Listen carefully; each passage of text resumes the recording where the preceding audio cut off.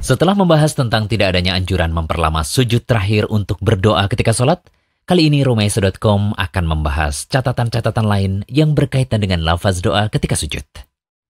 Perlu diketahui bahwa Rasulullah SAW melarang kita membaca Al-Quran ketika ruku dan sujud.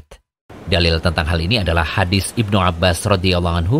Rasulullah SAW bersabda, "Ketahuilah, aku dilarang untuk membaca Al-Quran dalam keadaan ruku atau sujud.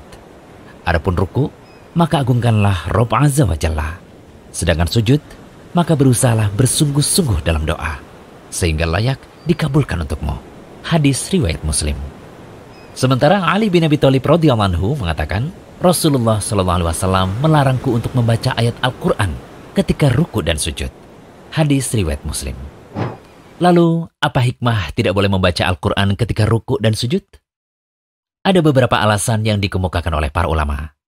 Ada ulama yang menyatakan bahwa sebaik-baik rukun sholat adalah berdiri dan sebaik-baik bacaan adalah Al-Quran. Karenanya, yang afdal ini ditempatkan pada yang afdal. Sedangkan Al-Quran tidak diperkenankan dibaca di tempat lainnya agar tidak disangka bahwa Al-Quran punya kedudukan yang sama dengan dzikir lainnya. Ada pula ulama yang menyatakan bahwa ruku dan sujud adalah dua keadaan di mana seseorang tunduk dan hina di hadapan Allah. Sehingga bacaan yang lebih pantas ketika itu adalah doa dan bacaan tasbih.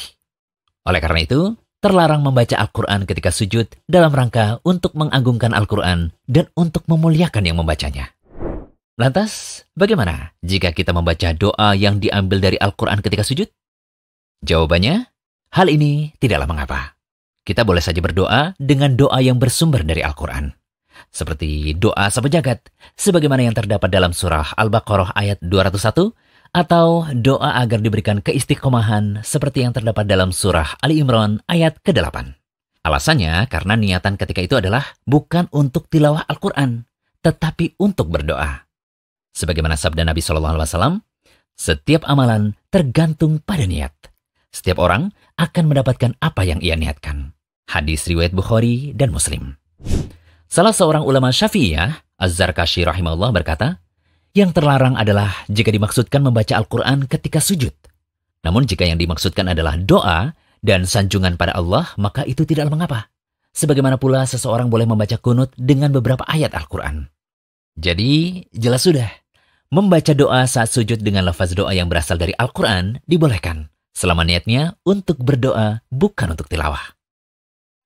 Catatan selanjutnya ialah tentang berdoa dengan memakai bahasa selain bahasa Arab di dalam sholat.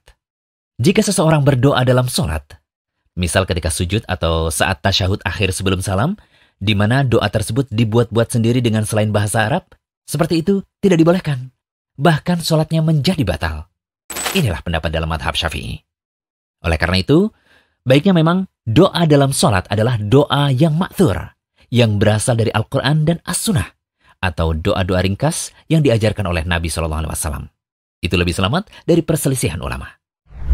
Kemudian salah seorang ulama Syafi'iyah, Muhammad bin Al-Khatib Asy-Syarbini rahimahullah berkata, perbedaan pendapat yang terjadi adalah pada doa ma'thur.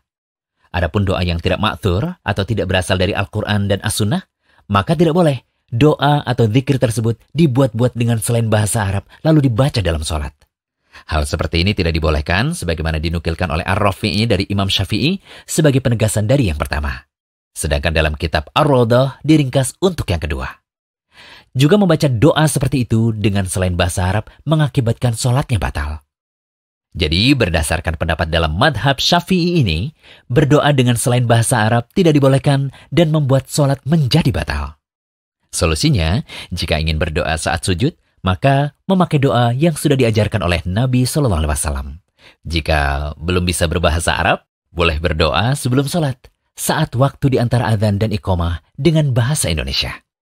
Semoga pembahasan ini bermanfaat. Jangan lupa kunjungi Romaisa.com. Update setiap hari, insya Allah.